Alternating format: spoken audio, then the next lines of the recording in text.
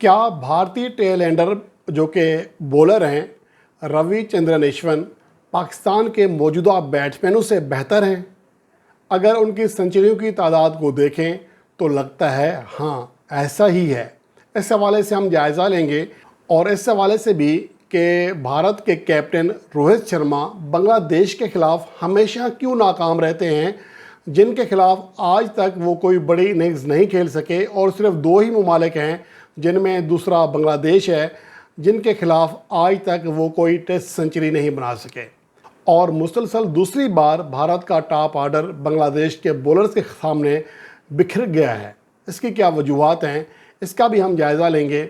और सबसे पहले बात कर लेते हैं रविचंद्रन अश्विन की, जिसने एक शानदार इनिंग्स खेली थी इसी टेस्ट मैच की पहली इनिंग्स में, जब भारतीय टीम बांग्लादेश के खिलाफ एक मौका पर 100 रन पर पहुंचने से पहले अपनी 4 टॉप विकेटें गंवा चुकी थी और 150 रन पर पहुंचने से पहले 6 तमाम के तमाम स्पेशलिस्ट बैट्समैन गंवा चुकी थी। इस मौका पर शानदार सेंचुरी स्कोर की थी रविचंद्रन अश्विन ने, 113 रन किए थे और ये उनके टेस्ट करियर की 6ठी सेंचुरी थी। इस हवाले से कि क्या वाकई इस तरह की कंडीशंस में ये इनिंग्स खेलकर रविचंद्रन अश्विन ने ख़ुद को साबित कर दिया है कि वो पाकिस्तान के मौजूदा बैटर से बेहतर हैं, इसका हम जायज़ा लेने से पहले ज़रा आज के मैच की जानिब चलते हैं, जहां पर आज गो के अब भारत ने इतने रन्स कर दिए हैं और इतने छोटे स्कोर पर बांग्लादेश को ऑल आउट किया है कि अब वो बांग्लादेश को करीब तर नहीं आने देगी और ये मैच बासानी भारतीय टीम जीत जाएगी। लेकिन इसके बावजूद भारत के टॉप ऑर्डर पर सवालिया निशान लग चुका है कि वो बांग्लादेश के बॉलिंग लाइन के खिलाफ मुसलसल दूसरी बार बुरी तरह बिखरे हैं। उनकी विकेटें खिज़ा में पत्तों की तरह बिखर गई हैं। तो इसके हवाले से क्या वजूहत हैं, या बांग्लादेश की बॉलिंग लाइन ज़्यादा बेहतर है या फिर भारतीय बैट्समैन जो हैं वो ज़्यादा इजी होकर खेल रहे हैं जिसकी वजह से विकेटें गंवा रहे हैं, इसका जायज़ा हम लेते हैं। अगर हम इस मैच की बात करें तो बांग्लादेश की टीम आज 150 भी रन पूरे ना कर सकी और 149 रन बनाकर ऑल आउट हो गई। वो टीम जिसके बैट्समैन पाकिस्तान के बॉलर्स के खिलाफ रन्स के ऊपर रन्स कर रहे थे, उनसे आउट नहीं हो रहे थे, वो भारत में जाकर बुरी तरह फेल हो गए हैं। 150 रन तक नहीं कर सके और उनका कोई भी बैट्समैन 35 रन से आगे नहीं बढ़ सका, हत्ता कि उनका सिर्फ एक ही बैट्समैन 30 रन की हद पार कर सका। जब आपके सामने वर्ल्ड क्लास बॉलिंग हो, सिर्फ नाम की नहीं रियलिटी में हो, तो फिर इस तरह के नतीजे आते हैं। तो इस इनिंग्स में जसप्रीत बुमराह ने 4 विकेट हासिल की, मोहम्मद सिराज ने और उसके साथ साथ आकाशदीप ने और रविंद्र जडेजा ने 2-2 विकेट हासिल की। अलबत्ता रविचंद्रन अश्विन 13 ओवर्स उन्होंने फेंके, सबसे ज़्यादा बॉलिंग कराई, लेकिन उन्हें कोई विकेट ना मिल सकी।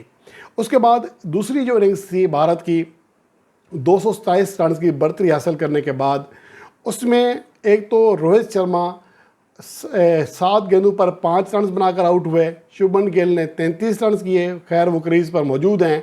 विराट कोहली ने 37 गेंदें खेली, 17 रन किए, वो भी आउट हो चुके हैं और जायसवाल ओपनिंग बैट्समैन 10 रन बनाकर आउट हुए। तो मजमूई तौर पर उनकी 3 विकेटें गिर चुकी हैं, 81 का स्कोर है। इसके बावजूद एक बड़ी लीड जो है वो भारत ने हासिल की हुई है, 300 से ज़्यादा रन की। मैच तो बहरहाल भारत के हाथ में रहेगा, लेकिन ये सवाल अपनी जगह मौजूद है कि भारत के टॉप बैट्समैन ख़ास तौर पर रोहित शर्मा और विराट कोहली क्यों नाकाम हो रहे हैं। अगर हम यहाँ पर बात करें रोहित शर्मा की, तो सिर्फ 2 ही टीमें हैं जिनके खिलाफ वो कभी सेंचुरी नहीं कर सके, एक न्यूजीलैंड और दूसरी बांग्लादेश। ये मैं टेस्ट फॉर्मेट की बात कर रहा हूँ और ये उनकी 5वीं इनिंग्स थी बांग्लादेश के खिलाफ, जिसमें उनका जो बेस्ट स्कोर है वो 21 है और 5 इनिंग्स को मिलाकर भी वो मजमूई तौर पर बांग्लादेश के खिलाफ 50 रन भी पूरे नहीं कर सके। 8 रन फी इनिंग्स उनकी एवरेज रही है। इसके साथ साथ अगर हम विराट कोहली की बात करें तो गो के वो उनके खिलाफ डबल सेंचुरी भी कर चुके हैं, लेकिन इस सीरीज़ में अब तक वो दोनों इनिंग्स में बुरी तरह फेल हुए हैं। अब आते हैं रविचंद्रन अश्विन की जानिब, जिनके बारे में आज सोशल मीडिया पर एक पोस्ट भी देखी, कुछ लोगों के तजिए भी देखे कि रविचंद्रन अश्विन पाकिस्तान के बैट्समैनों से बेहतर है। अगर सेंचुरियों के लिहाज से देखा जाए तो वाकई ही लगता है, क्योंकि टेस्ट फॉर्मेट में सेंचुरी करना आपकी बेहतर बैटिंग तकनीक की निशानदेही कर रही होती है कि जब आप विकेट पर सेट हो जाते हैं तो हरीफ बॉलर्स को जल्दी विकेट नहीं देते।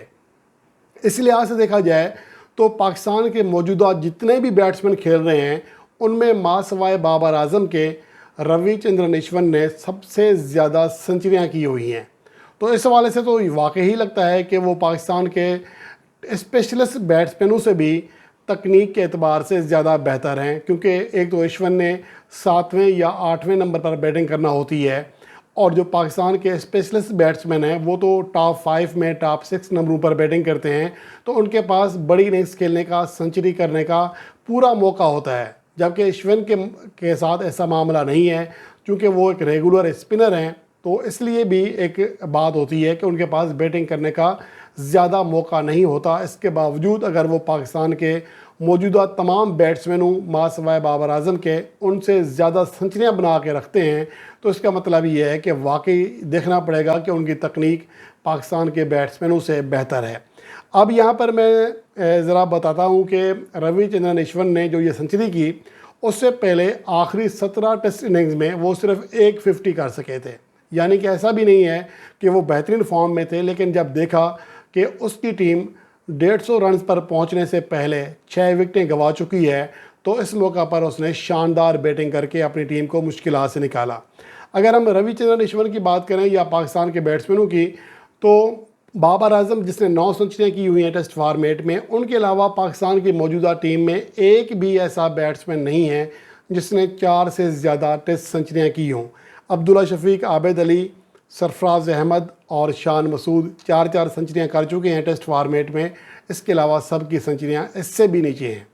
और इसके अलावा अगर रविचंद्रन अश्विन की बात करें तो अहम बात यह भी है कि 7 से 11वें नंबर पर 2011 से जब से टेस्ट डेब्यू हुआ था तब से लेकर अब तक वो 4 सेंचुरियाँ बना चुके हैं। 7वें से 11वें नंबर पर 1 सेंचुरी या 2 सेंचुरियाँ शायद पहले बैटिंग करके बनाई हूँ, इससे पहले यानी कि निचले टॉप नंबरों पर।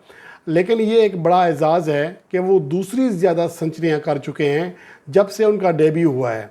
और उसके साथ साथ अगर 8वें से 11वें नंबर पर बैट्समैनों की बात करें तो 2011 से लेकर अब तक किसी भी बैट्समैन ने 3 से ज़्यादा सेंचुरियाँ नहीं की हैं मां सवाए रविचंद्रन अश्विन के। तो आप इससे भी अंदाज़ा लगा सकते हैं कि अश्विन का भारत की टेस्ट टीम में क्या किरदार रहा है। लेकिन बहरहाल अब देखना ये है कि ठीक है, सेंचुरियों के एतबार से कह सकते हैं, लेकिन एवरेज चूँकि 27 के इर्द गिर्द है और इसलिए ये तो नहीं कहा जा सकता कि अश्विन वाकई ही बड़ा बैट्समैन है पाकिस्तान के टॉप ऑर्डर बैट्समैनों के मुकाबले में। लेकिन अगर उनकी तकनीक देखें, मुश्किल हालात में बैटिंग करना देखें, तो ये सवाल वाकई जहन को झंझोड़ता है कि अश्विन की तकनीक शायद पाकिस्तान के कई बल्लेबाजों से भी बेहतर है।